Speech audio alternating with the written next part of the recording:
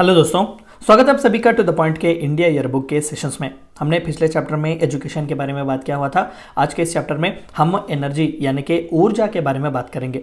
हम देखने की कोशिश करेंगे कि एनर्जी जब हम कहते हैं तो कितने प्रकार के एनर्जीज जो है इंडिया में खासकर अवेलेबल हैं और इंडिया के एनर्जी के नीड्स किस तरीके से फुलफिल हो रहे हैं और फ्यूचर में इंडिया के एनर्जी के डिमांड से फिर नीड्स जो है वो किस तरीके के होंगे और खासकर इंडिया ईयरबुक में हमें किस तरीके का डाटा देखने को मिलेगा एनर्जी और एनर्जी से रिलेटेड इश्यूज के बारे में। आज का हमारा चैप्टर शुरू करते हैं। द मिनिस्ट्री ऑफ पावर, तो इंडिया के एनर्जी से रिलेटेड जो कोई भी एनर्जी प्रोडक्शन हो, एनर्जी के डिमांड्स को फुलफिल करना हो, इन सभी चीज़ों के बारे में एक नोडल मिनिस्ट्री बनाई गई है, मिनिस्ट्री ऑफ पावर, जो हर किस्म के इंडिया के एनर्जी के नीड्स के बारे में, एनर्जी के प्रोडक्शन के बारे में देखता है। तो ministry of power is primarily responsible for the development of electrical energy in the country. तो आइए सबसे पहले इलेक्ट्रिसिटी के बारे में थोड़ा बहुत जानते हैं, क्योंकि 60% of the energy needs in India are fulfilled directly through electricity. In all technical matters the ministry is assisted by central electricity authority. तो जो कोई भी टेक्निकल मैटर्स हैं, इलेक्ट्रिसिटी रिलेटेड प्रोडक्शन हो, डिमांड सप्लाई का हो, इन सभी चीज़ों के बारे में सेंट्रल इलेक्ट्रिसिटी अथॉरिटी जो है वो डील करती है। ये भी जो है मिनिस्ट्री ऑफ पावर के अंडर ही काम करता है।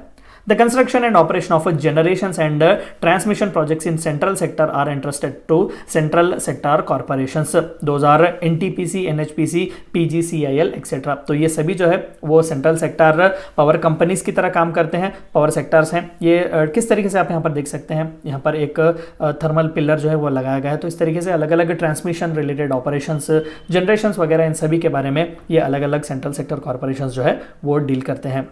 The power grid is also responsible for the formation of national power grid. तो पूरे कंट्री को एक ही ग्रिड के तहत जो है वो कनेक्ट करने की कोशिश की जाती है ताकि उसके पावर के एनर्जी के डिमांड्स को जो है वो कंसिस्टेंटली मेंटेन किया जाए। तो ये भी नेशनल पावर ग्रिड प्रोजेक्ट के नीचे ही काम करता है। प्रोग्राम्स ऑफ रूरल इलेक्ट्रिफिकेशन और provided financial assistance by rural electrification programme. अलग अलग रूरल इलेक्ट्रिफिकेशन प्रोग्राम्स हमें देखने को मिलते हैं। फॉर एग्जाम्पल दीनदयाल उपाध्याय ग्रामीण ज्योति योजना, इस तरीके के अलग अलग प्रोग्राम्स वगैरह भी जो है रूरल इलेक्ट्रिफिकेशन के लिए मदद करते हैं।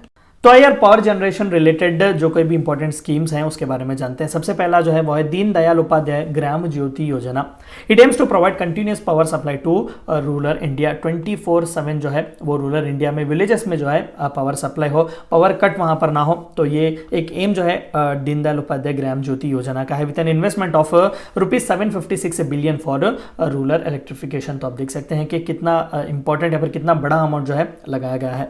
सौभाग्य प्रधानमंत्री सहज बिजली Har Ghar Yojana was launched to achieve universal household electrification in country by March 2019 के हर घर में जो है वो बिजली पहुंचे।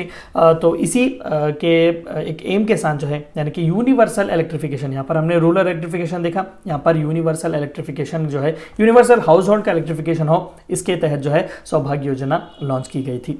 Another important scheme is Uday scheme, that is Ujjwal Discom Assurance Yojana was launched in 2015 for a sustainable solution to the operational and financial inefficiencies of discoms across the country। तो discoms जो है वो अलग अलग states में, अलग अलग regions में खासकर इलेक्ट्रिसिटी का जो है प्रोडक्शन, ट्रांसमिशन, मेंटेनेंस वगैरह देखते हैं। तो इस तरीके के लॉस मेकिंग जो डिस्काउंट्स होते हैं, सेंट्रल गवर्नमेंट उन्हें उदय स्कीम के तहत उनकी मदद भी करता है। In order to provide clean cooking fuel to poor household, especially in rural areas, the government has launched प्रधानमंत्री उज्ज्वला योजना। बहुत ही इंपॉर्टेंट है क्योंकि आप सभी जानते हैं कि जो नॉर्मल तौर पर हम जो खासकर कुकिंग फ्यूल जो हम इस्तेमाल करते हैं, वुड्स वगैरह, वो सेहत के लिए अच्छे नहीं है, खासकर वुमेन के लिए, क्योंकि वही ज़्यादातर खाना वगैरह पकाती हैं। तो उसे जो है एलपीजी कनेक्शन से रिप्लेस किया जाना चाहिए, ये बहुत ही बेहतर है। तो सेंट्रल गवर्नमेंट भी जो है वो बहुत ही अच्छी मुहिम चला रही है, पीएम उज्ज्वला योजना इसे कहा जाता है, जिसके तहत below poverty line house holds को जो है वो एलपीजी का कनेक्शन दिया जाता है। टू प्रोवाइड डिपॉजिट फ्री, यानी कि डिपॉजिट आपको भरने की जरूरत नहीं, डायरेक्ट आपको कनेक्शन दिया जाता है। Connection to 8 crore women belonging to below poverty line households. तो 8 करोड़ जो है इसका टारगेट है प्रधानमंत्री उज्ज्वला योजना का। The peak power deficit during financial year 2001-2 was 12.2%, approximately 9,252 megawatts. However, at the end of 2014, the peak power deficit decreased to the order of 2.4%.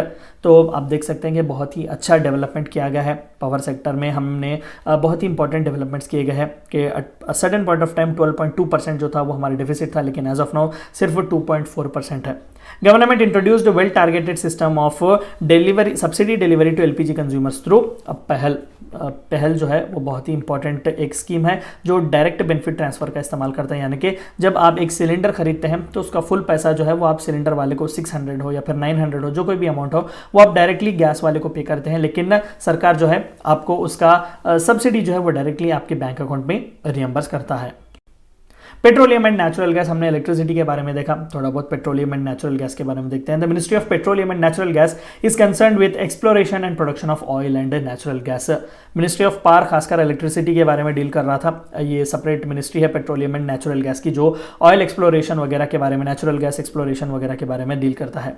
India surpassed Russia to become the third largest energy consumer in the world after China and USA during 2015। तो power consumption जो है वो India का बहुत ही ज़्यादा है। जाहिर सी बात है कि सेकेंड लार्जेस्ट कंट्री है, तो इन टर्म्स ऑफ पॉपुलेशन तो जाहिर सी बात है कि एनर्जी भी जो है नीड्स वो बहुत ही ज़्यादा होंगे। Oil and gas accounted for around 35% of India share in India's energy consumption. तो लगभग 35% जो इंडिया की एनर्जी का कंजम्पशन था वो डायरेक्टली ऑयल और गैस से ही किया गया था, फुलफिल किया गया था। India surpassed Japan to become third largest oil consumer in the world after US and China during 2015. So as of now, India is third largest oil consumer. India is second largest refinery in Asia after China. India में बहुत अच्छे minerals भी पाए जाते हैं और खासकर natural gas और पेट्रोलियम का भी। तो इंडिया की जो है वो पूरे एशिया में इंडिया जो है वो सेकेंड लार्जेस्ट रिफाइनरी की तरह देखा भी जाता है। सहज was an digital initiative launched by all marketing companies for release of LPG connection with online payment. तो जितने भी अलग अलग ऑयल कंपनीज हैं या फिर जो इंपॉर्टेंट जो एलपीजी के कंपनीज है, एचपी है या फिर इंडियन है, भारत है, इस तरीके से अलग अलग गैस कंपनीज जो है उन्होंने भी ऑनलाइन का इस्तेमाल किया हुआ है, यानी कि अब ऑनलाइन जो है आप ऑर्डर वगैरह दे सकते हैं, पेमेंट वगैरह भी कर सकते हैं। आइए थोड़े बहुत इंपॉर्टेंट ऑर्गेनाइजेशंस के बारे में बात करते हैं। Hindustan petroleum Corporation limited HPCL is a mega public sector undertaking with Navratna status. It has 2 refineries in Mumbai and Visakhapatnam. तो हिंदुस्तान पेट्रोलियम जिस तरीके से आप देख सकते हैं, पेट्रोलियम में भी ये हैं, LPG कनेक्शंस भी देते हैं, HP gas, HP petrol oil वगैरह। तो ये जो है नवरत्ना स्टेटस इन्हें दिया गया है। 2 रिफाइनरीज हैं इनके, एक मुंबई में और दूसरा विशाखापट्टनम में। The GAIL that is gas authority of India limited was established in 1984। GAIL has also set up liquefied natural gas import infrastructure। तो इन्होंने LPG नहीं LNG में भी जो है इंपॉर्टेंट इंफ्रास्ट्रक्चर को जो है इंपोर्ट किया हुआ है। The Indian Oil Group of companies own and operate 10 of the India's 22 refineries. Indian Oil, another most important key player. Indian Oil's cross country network of crude oil and product pipeline is the largest in the country। तो पूरे भारत देश में सबसे बड़ा cross country network crude oil का और products pipeline का किसी का अगर है तो वो इंडियन ऑयल कंपनी का ही है। ये सभी जो है पब्लिक सेक्टर कंपनीज है, यानी कि भारत सरकार जो है या तो इनका पूरा ओनर है या फिर मेजर स्टेक होल्डर है। Bharat Petroleum Corporation Limited, Bharat Petroleum another most important, has refinery at Mumbai and Kochi. ये भी बहुत ही बड़ा प्लेयर है crude oil, petroleum, LPG gas connections वगैरह में। Oil India Limited, a government of India enterprise, is engaged in the business of exploration, production and transportation of crude oil and natural gas. तो specifically crude oil के exploration के लिए, production के लिए, transportation के लिए ऑयल इंडिया लिमिटेड जो है वो एस्टेब्लिश किया गया है। तो अगला इंपॉर्टेंट जो एनर्जी सेक्टर हमें देखना है वो है न्यू एंड रिन्यूएबल एनर्जी। अब तक जो हमने देखा वो कन्वेंशनल थे। न्यू एंड रिन्यूएबल एनर्जी यानी कि solar energy, hydel energy, tidal energy या फिर विंड एनर्जी, इस तरीके के अलग अलग एनर्जीज को जो है जिन्हें हम अनकन्वेंशनल मानते हैं। तो इस तरीके से these type of energy resources are also very crucial in fulfilling the growing demands of India's energy. Ministry of New and Renewable Energy, हमने ऑलरेडी मिनिस्ट्री ऑफ पावर देखा, ministry of petroleum and natural gas देखा। अब हम ministry of new and renewable energy के बारे में देखेंगे। It is the nodal ministry at the federal level, यानी कि central level, for all matters relating to new and renewable energy. Solar हो गया, हाइडल हो गया, टाइडल हो गया या फिर विंड एनर्जी वगैरह, इस तरीके से अलग अलग एनर्जी रिसोर्सेज के लिए ministry of new and renewable energy काम करती है। India has taken a voluntary commitment of reducing emission intensity of its GDP by 33 to 35% from 2005 levels by 2030। यानी कि हम जो है खासकर जब हम थर्मल एनर्जी कहते हैं तो कोल का इस्तेमाल करके, हम आगे के स्लाइड में इसके बारे में पढ़ेंगे, तो इलेक्ट्रिसिटी वहाँ पर पैदा की जाती है, तो वहाँ पर एमिशंस ज़्यादा होते हैं कार्बन के। तो उस तरीके के कार्बन के एमिशंस को रिड्यूस करना बहुत ज़रूरी है, क्योंकि क्लाइमेट चेंज जो है वो बहुत रैपिड बढ़ रहा है, ग्रीन हाउस गैसेज वगैरह रिलीज हो रहे हैं, क्लाइमेट चेंज हो रहा है, तो ये ग्लोबल वार्मिंग को जो है रिजल्ट कर रहा है। तो इस तरीके के एडवर्स तरीकों को जो है इंडिया कम करना चाहता है, तो अपने एनर्जी के इस तरीके के कार्बन एमिशंस जो है उसकी इंटेंसिटी को रिड्यूस भी करना चाहता है। India has renewable energy potential of about 900 gigawatts from commercially exploitable sources, that is wind। तो आइए देखते हैं डिटेलली कि कितना है। Wind is somewhere around 102 gigawatts at 80 meter mast height। Hydro, small hydro that is 20 gigawatts, bio energy that is 25 gigawatts and 750 gigawatts solar power, assuming 3% of wasteland is made available. तो ये अलग अलग जो है data मैंने इसे India yearbook 2020 से लिया हुआ है। मैं आपसे सजेस्ट करूंगा कि आप फर्दर जो कोई भी ईयरबुक पढ़ें तो वहाँ से अपना डाटा जो है अपडेट कर लें। तो इस तरीके के अलग अलग new and renewable energy sources जो है अवेलेबल हैं। Launched in January 2010, the National Solar Mission was the first mission to be operationalized under National Action Plan on Climate Change। तो इंडिया में स्पेसिफिकली हमने एनवायरनमेंट के बारे में जब पढ़ेंगे तो हम स्पेसिफिकली वहाँ पर पढ़ेंगे। तो national action plan on climate change जो है इंडिया ने अडॉप्ट किया हुआ था, तो उसके तहत नेशनल सोलर मिशन जो है 2010 में लॉन्च किया गया था। और हमारा आज का आखिरी स्लाइड जो है वो है कोल। ऑफ कोर्स कोल जो है वो डायरेक्ट एनर्जी तो नहीं है, लेकिन एनर्जी जनरेशन में बहुत ही इंपॉर्टेंट रोल वो प्ले करता है।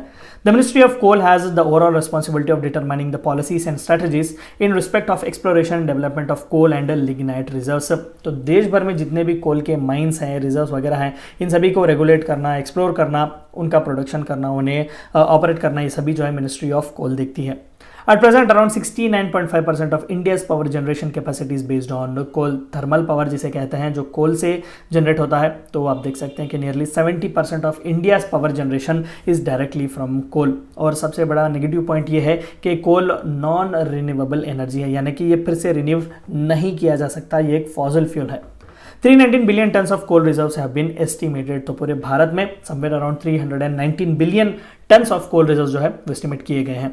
The lignite reserves in the country have been estimated around 45 billion tons. Lignite जो है वो दरअसल वो भी एक तरीके का कोल ही है, लेकिन थोड़ा बहुत ब्राउनिश होता है। तो ये भी जो है it is also estimated somewhere around 45 billion turns.